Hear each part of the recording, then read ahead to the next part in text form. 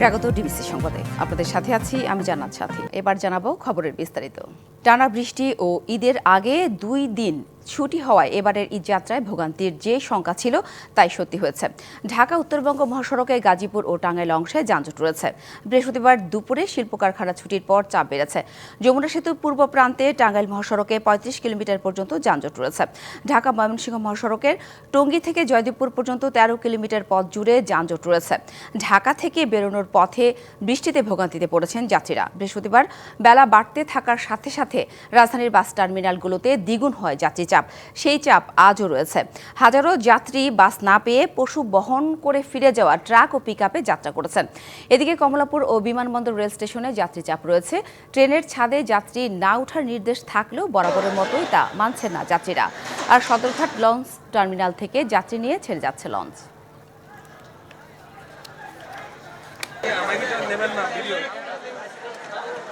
স্বজনদের সাথে ঈদ করতে রাজধানী ছাড়ছে ঢাকাবাসী। রাজপথের খবর জানবো আমাদের দুজন সহকর্মীর কাছ থেকে। প্রথমে যেতে চাই সহকর্মী আরিফুল ইসলাম। আরিফ, আপনি যেখানে আছেন সেখানে যাত্রীর চাপ কেমন দেখছেন? জানাবেন যে যারা শহর ছেড়ে যাচ্ছে তাদের কোনো ভোগান্তি আছে কিনা, সব মিলিয়ে।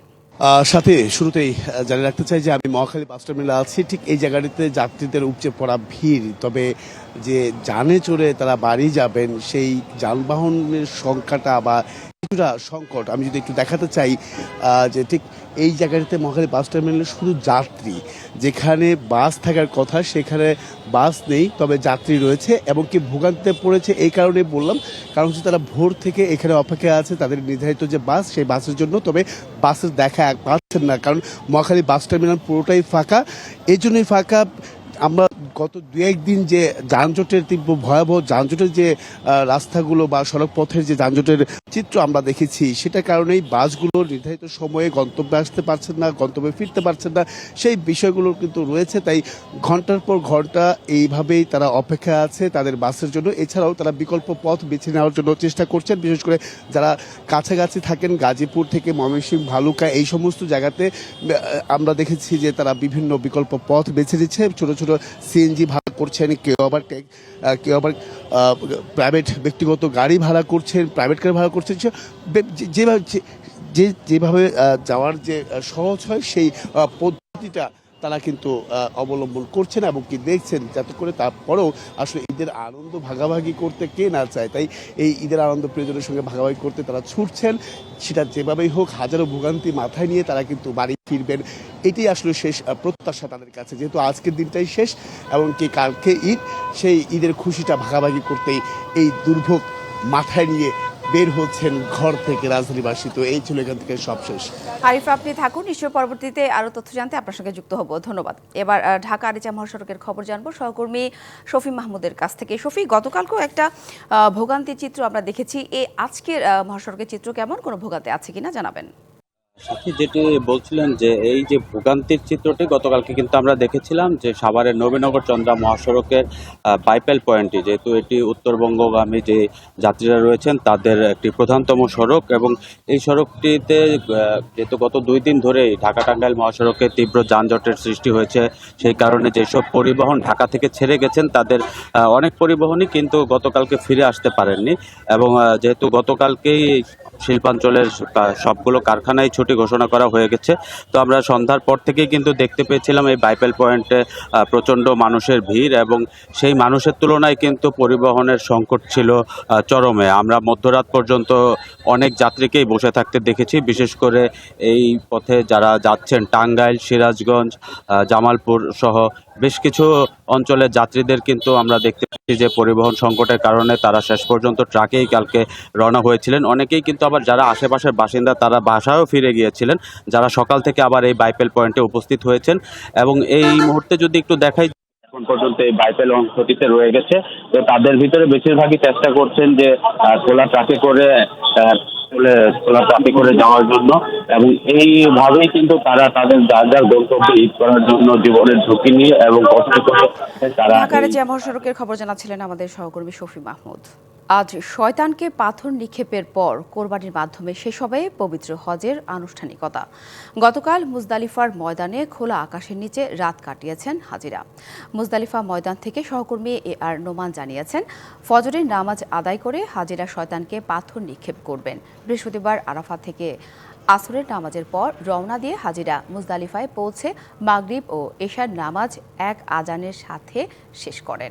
এবার বাংলাদেশ থেকে ৮৭,১০০ হাজি হজ পালন করছেন। এরই মধ্যে বার্ধক্য ও নানা কারণে ১৭ জন হাজি মারা গেছেন। হজের মূল কার্যক্রম শেষে হাজিরা দলবদ্ধ হয়ে বায়তুল্লাহ শরীফের বা মিনার উদ্দেশ্যে যাবেন কোরবানি ও মাথা ন্যাড়া করার জন্য। খোলা আকাশের নিচে ধনী গরিব কোনো ভেদাভেদ নেই, সকল মানুষ এই জায়গায় আমরা রাত্রি যাপন করেছি আল্লাহর সন্তুষ্টি অর্জনের জন্য। আমরা আলহামদুলিল্লাহ আমরা প্রায় আমাদের রাত্রি যাপনের একদম শেষ প্রান্তে এসে উপস্থিত হয়েছি। প্রথমত আমরা জামারায় গিয়ে বড় শয়তানকে একটি 7টি পাথর নিক্ষেপের মাধ্যমে আজকের আমাদের কার্যক্রম শেষ করে আমরা মক্কার দিকে রওনা হব। মক্কায় গিয়ে আমরা আমাদের কোরবানির আমল শেষ করে আমরা মাথা হলক করব। এরপরে আমরা হালাল হয়ে যাব, স্বাভাবিক হয়ে যাব। এরপরে বাকি 2 দিন আমরা মিনার তাঁবুতে আবার অবস্থান করব। ধর্মীয় ভাবগাম্ভীর্য ও উৎসব আবেজে মধ্যপ্রাচ্যে আজ উদযাপিত হবে পবিত্র ঈদুল আজহা। ধর্মপ্রাণ মুসলমানরা ঈদ নামাজ ও পশু কোরবানির মধ্য দিয়ে পালন করবে ধর্মীয় দ্বিতীয় বৃহত্তম উৎসব। সৌদি আরব, আরব আমিরাত, কাতার ও ফিলিস্তিন সহ কয়েকটি দেশে আজ উদযাপিত হবে কোরবানির ঈদ। আল্লাহর নির্দেশে হজরত ইব্রাহিম আলাইসাল্লাম তার পুত্র হজরত ইসমাইল আলাইসাল্লামকে কোরবানি করতে উদ্যত হয়েছিলেন। ওই অনন্য ঘটনার স্মরণে ঈদুল আজহায় পশু কোরবানির এই রেওয়াজ চালু হয়। মহান আল্লাহর প্রতি আনুগত্য এবং সর্বোচ্চ আত্মত্যাগের এই ঐতিহাসিক ঘটনার ধারাবাহিকতায় মুসলিম বিশ্বে কোরবানি ও ঈদুল আজহা উদযাপিত হয়ে আসছে।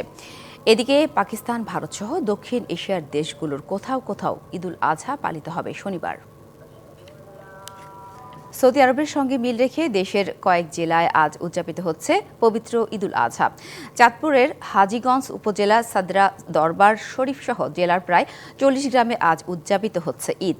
সকাল 8টায় প্রধান ঈদের জামায়াত অনুষ্ঠিত হয় সাদরা দরবার শরীফ প্রাঙ্গণে। ঈদের জামায়াতে ইমামতি করেন সাদরা দরবার শরীফের পীর জাকারিয়া আল মাদানী।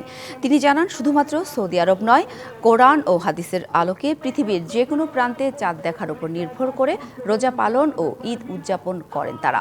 উপজেলা সাদরা, সমেশপুর, অলিপুর, বলাখাল, মনিহার, প্রতাপুর, বাসারা, ফরিদগঞ্জ, মতলব উত্তর ও শাহরাস্তির উপজেলার বেশ কয়েকটি গ্রামে পবিত্র ঈদুল আজহা উদযাপিত হচ্ছে। এদিকে পটুয়াখালীতে 25টি গ্রামে আজ ঈদুল আজহা উদযাপন করা হচ্ছে।